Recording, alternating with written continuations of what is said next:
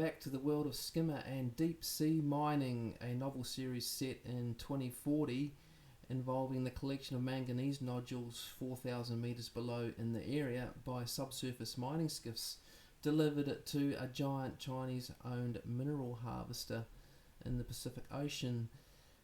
With book 4 coming out this year, Skimmer Tic-Tac, we're well into the series now, and people are starting to realise that there's quite a complex background going on when it comes to the rise of AI, retrofitted inertial mass reduction drives, and their connection to UAP or UFO technology around it all, and not to mention the backdrop of the mining industry and subplots within that to gain dominance in the area.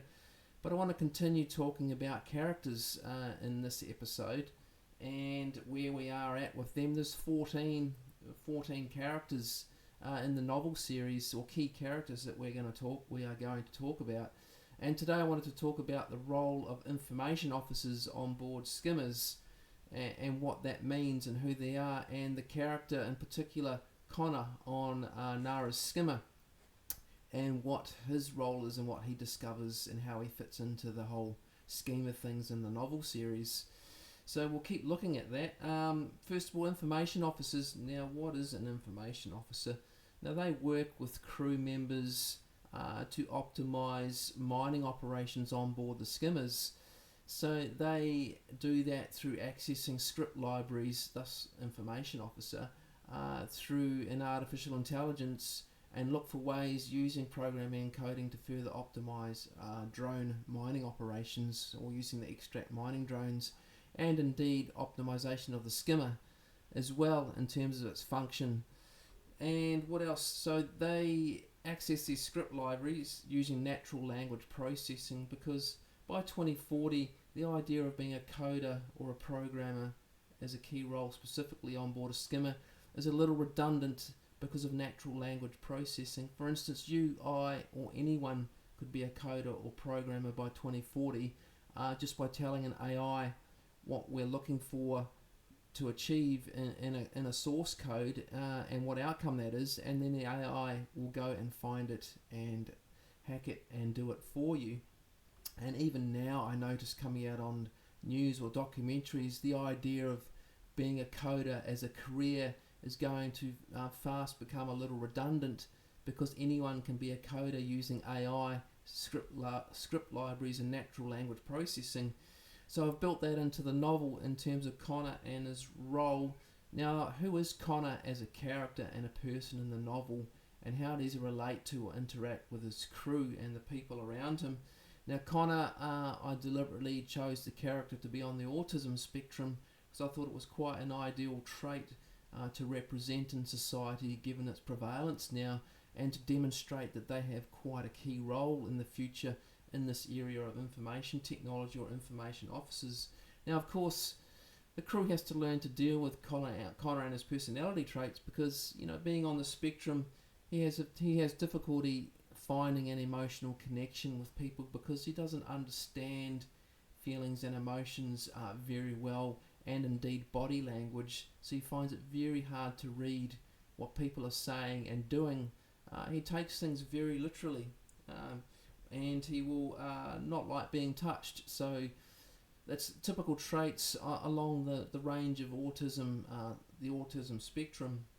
And he's also very obsessed with his subject. So being into script libraries and optimization of mining drones, he's got this pet passion with nature, and he thinks all the answers can be found in nature when it comes to optimization of AI on board the Skimmer and operation of its mining drones.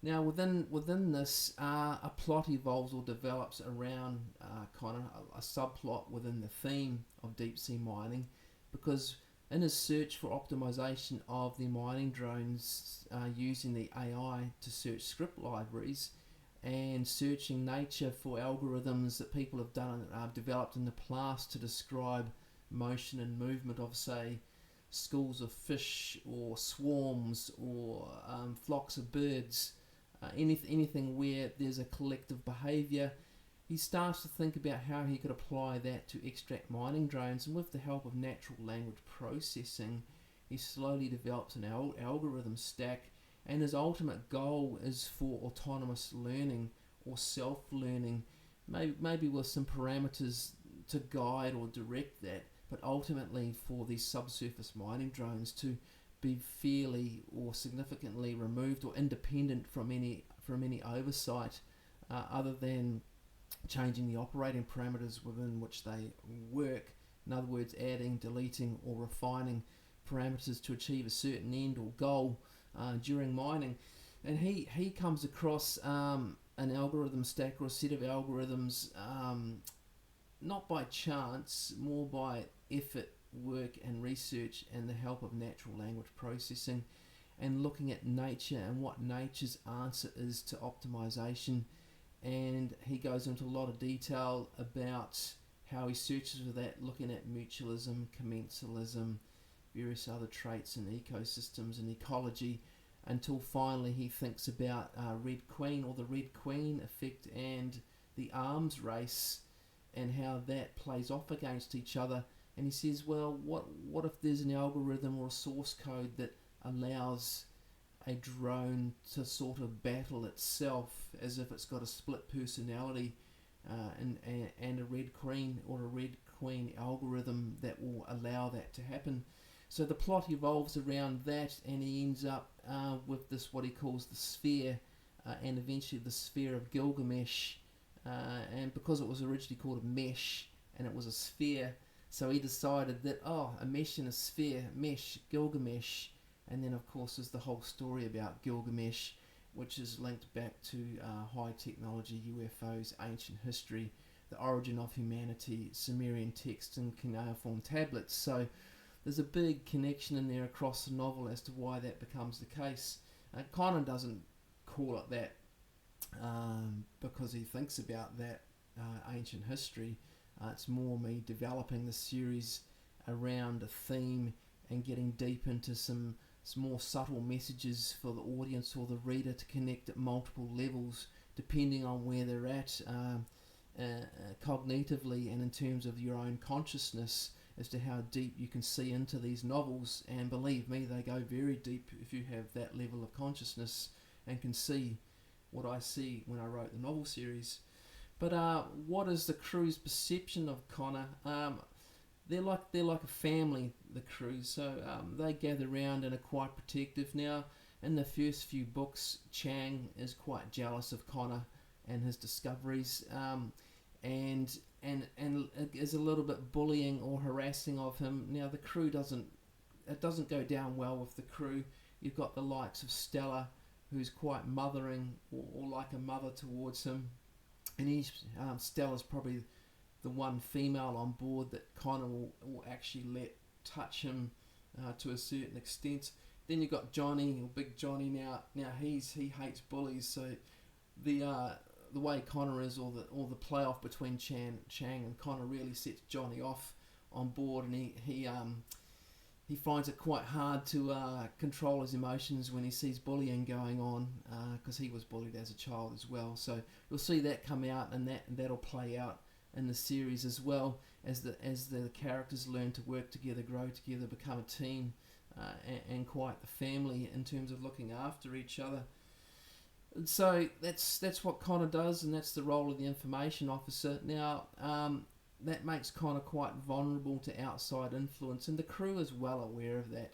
I mean, when they are at the harvester overnight and staying during offloading of manganese nodules or crew changeovers, it becomes quite important or necessary to protect the discovery of the AI technology that Connor has, because on board the harvester, of course, you've got Chang's sister Ying Wei that's discovered an AI application in terms of risk optimization.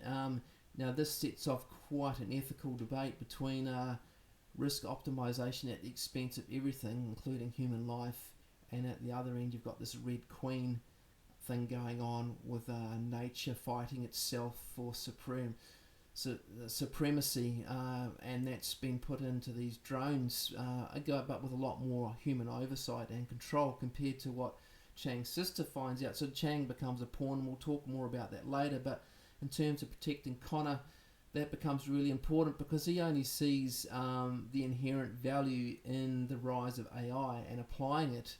So he's quite interested in what's been going on the Chinese-owned Globecorp mining harvester, and Yingwei's sister is quite curious or inquisitive about what Connor's come across. So there's this big play-off between the two types of AIs, and the crew of the Skimmer caught between it all, of course, because there's national security implications for all this, because the rise of AI means that Rick has to bring forward the overdrive trials and their completion because of this play-off in AI technology, and the fact that they don't want the Chinese to get hold of Red Queen, let alone a Skimmer inertial mass reduction drive, which they're not meant to, but this rogue element through Sue seems to see the value in the two AIs combined with the overdrive system. We're not quite sure to what end that is, and you don't find out till book 5 and into book 6 what the ultimate agenda is and why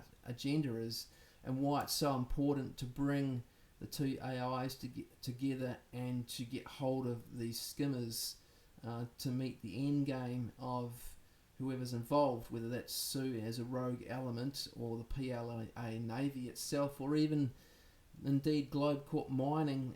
We don't know yet. We don't know who's involved and to what extent. We have an idea, and in books 3 and 4 it starts to become apparent. So Connor fits into all that, and they become quite protective of him and what's in his head, because at one stage he even ends up on the harvester because he's just so emotionally unaware of his situation and what's going on around him, and is just solely focused on the value inherent in AI, and he doesn't realise that he's been sort of kidnapped, but a willing participant, and that's what makes it so hard to go and get him, because there can't be any disturbance in the area that's going to jeopardise mining operations. So it's all subterfuge and espionage. So the fact that it's a person who's on the autism spectrum that's quite willing to be on the harvester and work under Yingwei, it makes it very difficult to get him back again. But they do get him back, and you will see that when you read the book. They do get him back, and then they keep him afterwards, much to the disgust of Sue and whatever her agenda is, and the PLA Navy's.